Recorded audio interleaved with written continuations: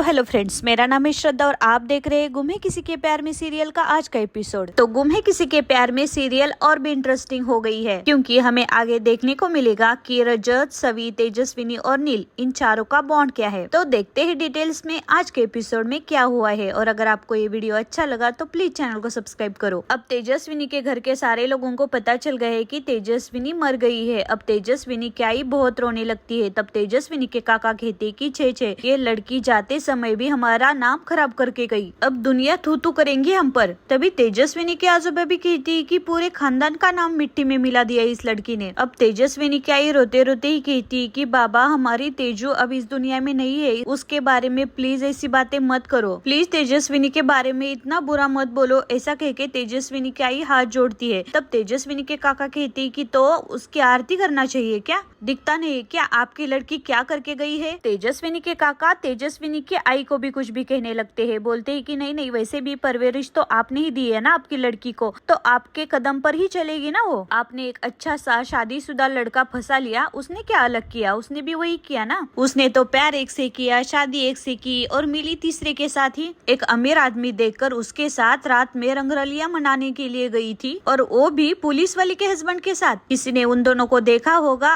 और गोली मार दी होगी। तभी तेजस्विनी की बड़ी आई यानी कि लक्ष्मी काकू कहती कि जुबान संभाल कर बात करो सतीश भाऊ, आप इस घर की लड़की के बारे में बोल रहे हो। अब तेजस्विनी की बहनें भी तेजस्विनी का साइड लेती है और बोलती है कि पापा आप अभी तो ऐसी बातें मत करो, तेजस्विनी जा चुकी है इस दुनिया से। तब जूही के पापा कहती कि लड़कियों तुम अपना मुंह बंद रखो, उसका सच क्या था आपको पता भी है। तभी तेजस्विनी की बड़ी आई तेजस्विनी की साइड लेती है और बोलती है कि तेजस्विनी का सच पुलिस निकाल लेगी, लेकिन मुझे यकीन है आपके सच से बहुत ही अलग होगा उसका सच, क्योंकि तेजस्विनी बहुत अच्छी लड़की थी। अब तेजस्विनी की बड़ी आई भी बहुत रोने लगती है। तभी तेजस्विनी के आजोबा कहती कि अरे लक्ष्मी बंद करो इन माँ बेटी की साइड लेना, पहले तो मुझसे ही गलती हो गई कि इन लोगों को अपने घर लेकर आया, मुझे सिर्फ अपने पोते को लेकर आना चाहिए था। तभी वेदांत भी रो रहा था और वेदांत रोते रोते कहता है कि प्लीज अब बस करो मेरी ताई के बारे में उल्टा सीधा कहना, मेरी ताई ने कुछ भी गलत नहीं किया है। तभी तेजस्विनी के काका कहते कि तेरी ताई ने कुछ गलत नहीं किया, उसने तो सबको बर्बाद करके रखा, इस घर को बर्बाद किया। ये सब जो हुआ है ना तेरी बहन की वजह से ही हुआ है, और तुम्हारी बहन की वजह से इस घर की ये तीनों लड़कियां कुंवारी बनकर रहेगी। तेजस्विनी के काका तेजस्विनी के बारे में कुछ भी कह रहे थे, ये तेजस्विनी के आई को सहन ही नहीं हो रहा था। तेजस्विनी के आई को पैनिक अटैक आ जाता है, और फिर भी तेजस्विनी के काका कहते कि कुछ नहीं, नाटक कर रही है, पानी मारो उठ जाएगी। और तभी वेदांत आई की ऐसी हालत देखकर नील को कॉल करता है। अब तेजस्विनी के आई को हॉस्पिटल लाया है जहाँ पर नील भी था। अब चेकअप के बाद डॉक्टर शुरुआत से कहती कि उनको पैनिक अटैक आया है, जान तो बच गई है लेकिन कोमा में गई है। और ये बात सुनकर लक्ष्मी काकू और तेजस्विनी की बहनें वेदांत रोने लगते हैं। लक्ष्मी काकू पूछती कि डॉक्टर कोमा से कब बाहर आएगी वो। तभी डॉक्टर शुरुआत से कहती कि इसके बारे में अभी कुछ नहीं बताया जा सकता, जस्ट वेट एंड वॉच। अब लक्ष्मी काकू, वेदांत, तेजस्विनी की सारी बहनें बहुत रोने लगती है। एक तो तेजस्विनी की जान चली गई है और उसके बाद अब तेजस्विनी की आई कोमा में गई है। अब वेदांत भी नील को हक करके रोने लगता है। तब लक्ष्मी काकू नील को बहुत ही कड़वे सवाल पूछती है। लक्ष्मी काकू नील को बोलती है कि नील, आपने तेजस्विनी को आपसे दूर क्या कर दिया, उसकी सारी खुशियां ही खत्म हो गई। आपको तो मालूम भी नहीं है कितनी मुश्किल से उसने अपनी एमए का एग्जाम दिया था, कितनी मुश्किलों का सामना किया है तेजस्विनी। मुझे लगा मुश्किल समय है, ढल जाएगा, लेकिन उसके जाने के बाद भी उसकी मुश्किलें कम ही नहीं हो रही है। उसके मरने के बाद भी लोग उसके मुंह पर कालिक पोत रहे हैं। और लक्ष्मी काकू नील को बताती है कि मुझे पूरा यकीन है कि तेजस्विनी ऐसा कर ही नहीं सकती। और तभी नील भी कहता है कि मुझे भी आपके यकीन पर यकीन है। और तभी लक्ष्मी काकू बोलती है कि उसके मरने के बाद आपको उस पर यकीन आया क्या। तब नील कहता है कि नहीं, बहुत पहले से था। तब लक्ष्मी काकू बोलती है कि यकीन था तो आपने आपसे दूर क्यों किया तेजस्विनी को, तुमने उसको ऐसा क्यों कहा कि वो तुम्हारी जिंदगी से हमेशा हमेशा के लिए दूर चली जाए। और तभी नील अपनी आंखें नीचे ही करके हाथ जोड़ता है और बोलता है कि बहुत ही बड़ी गलती हो गई मुझसे, अपने परिवार से बचाने के लिए मैंने तेजस्विनी को अपने आप से दूर किया था उस दिन, लेकिन अभी मुझे ऐसा लग रहा है कि शायद मैं वैसा नहीं करता तो तेजस्विनी अभी जिंदा होती। और ये बात सुनकर वेदांत रोते रोते वहाँ से भाग जाता है। वेदांत के पीछे पीछे वेदांत की बहनें भी जाती है। अब लक्ष्मी काकू बहुत रो रही है और नील को कह रही कि आपने अच्छा नहीं किया जवाई बापू, आपके एक फैसले ने तेजस्विनी की जिंदगी बर्बाद कर दी। उसके मरने के बाद भी लोग उसकी इज्जत उतार रहे हैं और उसकी माँ यहाँ पर जिंदगी और मौत के बीच जूझ रही है। अब लक्ष्मी काकू ज्यादा रो रही है और बोल रही है कि आपने जवाई बापू तेजस्विनी के साथ अच्छा नहीं किया। जवाई बापू, आपने तेजस्विनी को मार दिया, आपने तेजस्विनी की जान ली। ऐसा कह के अब बहुत रोने लगती है लक्ष्मिका को। अब वहाँ पर वेदांत आ जाता है उसकी बहनों के साथ। अब वेदांत वहाँ पर बैठा था तो नील वेदांत के पास जाता है। अब वेदांत रोते रोते कहता है कि मेरी ताई को कुछ भी कह रहे लोग, मेरी ताई ऐसी नहीं थी। तभी नील वेदांत को कहता है कि तुम्हारी ताई मेरी बीवी थी और मैं कह रहा हूँ कि तुम्हारी ताई बहुत अच्छी थी, उसने कुछ भी नहीं किया। और तभी वेदांत रोते रोते नील को हक कर लेता है। और यहाँ ठक्कर फैमिली में सारे लोग बैठे हुए हैं रजत की यादों में। रजत की माँ, रजत की बहनें, सभी सारे लोग सैड है। तब रजत की माँ उठ जाती है और सभी के पास जाकर बोलती है कि क्यों ली तुमने मेरे बेटे की जान। तभी सभी कहती है कि क्या कह रही हूँ मम्मी जी, आप मैंने क्या किया है। अब तब रजत की माँ सभी पर ही चिल्लाती है और बोलती है कि तुमने ही रजत की जान ली है। 2 मासूम बच्चों के बाप को छीना है तुमने, 2 बहनों के भाई को छीना है, एक माँ के बेटे को छीना है तुमने। क्यों मारा तुमने मेरे बेटे को? तेरे लिए आया था ना, अपना घर अपना बिजनेस छोड़कर तुम्हारे लिए आया था ना यहाँ पर वो। अरे अच्छी खासी नौकरी थी तुम्हारी वहाँ कलेक्टर की, पर नहीं, तुम्हें यहाँ नागपुर में आकर पुलिस ही खेलना था। एक तो रजत की माँ को सभी की नौकरी पसंद नहीं थी। अब रजत की माँ को लग रहा है कि रजत की जान सभी के नौकरी की वजह से ही चली गई। तेरी वजह से ही रजत हमें सबको यहाँ पर लेकर आया, अगर तेरी वजह से ये ना होता तो रजत अभी जिंदा होता। और तभी तारा गुस्से से उठती है, सभी के ऊपर पानी फेंकती है और तारा कहती कि मेरा बस चले तो इस लड़की के मुँह पर मैं कालिक पोत दूं। खा गई मेरे भाई को ये लड़की, हम सब की जिंदगी बर्बाद कर दी इस औरत ने। लेकिन तभी रिद्धि कहती कि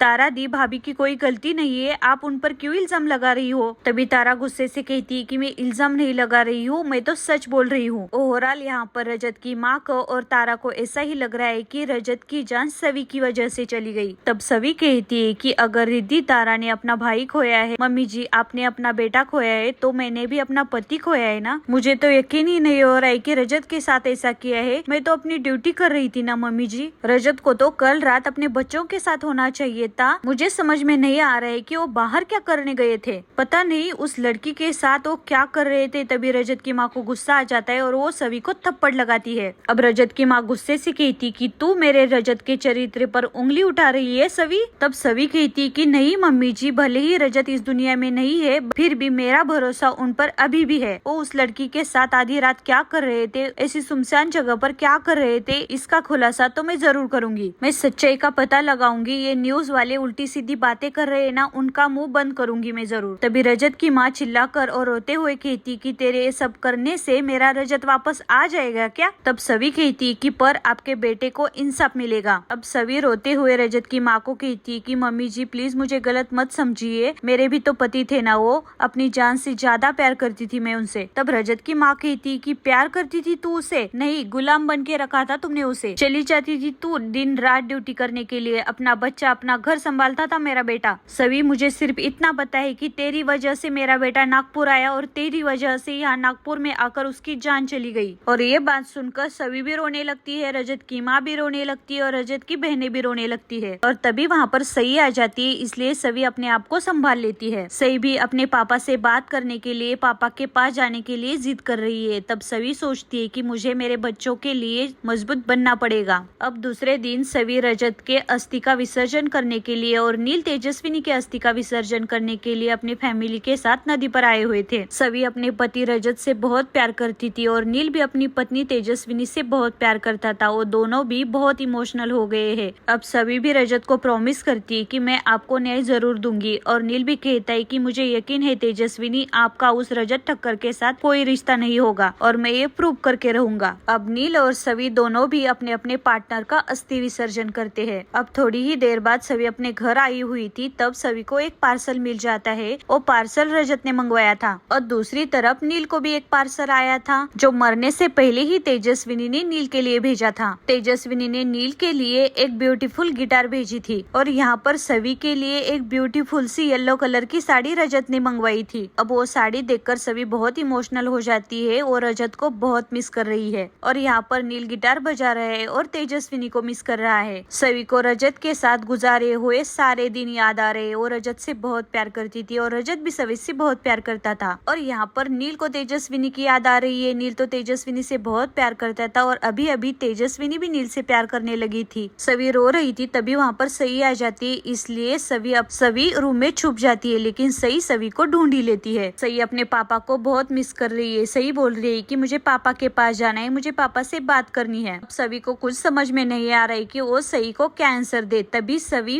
रजत के कपड़े पहनकर रजत का रोल निभाती है और सई को तब तक के लिए तो चुप बैठाती है, लेकिन कब तक ऐसा करेगी सवी। अब दूसरे ही दिन हॉस्पिटल में नील आया था। तभी वहाँ पर कुछ न्यूज रिपोर्टर आते हैं और तेजस्विनी के बारे में कड़वे सवाल पूछते हैं। तभी नील को गुस्सा आ जाता है। नील उनके ऊपर गुस्सा हो जाता है, लेकिन डॉक्टर सूर्य से आकर नील को वहाँ से लेकर जाते हैं। और आज का एपिसोड यहीं पर समाप्त हो जाता है। देखते हैं आगे क्या होता है। आगे तो अनप्रेडिक्टेबल हो गया है ये सीरियल। ट्रस्ट मी, ये सीरियल आगे जाकर बहुत इंटरेस्टिंग होने वाली है। ऐसे ही सीरियल के आगे के इंटरेस्टिंग एपिसोड देखने के लिए प्लीज चैनल को सब्सक्राइब करो और वीडियो को लाइक भी करो। Thanks for watching and lots of love. मिलते हैं कल एक नए एपिसोड के साथ।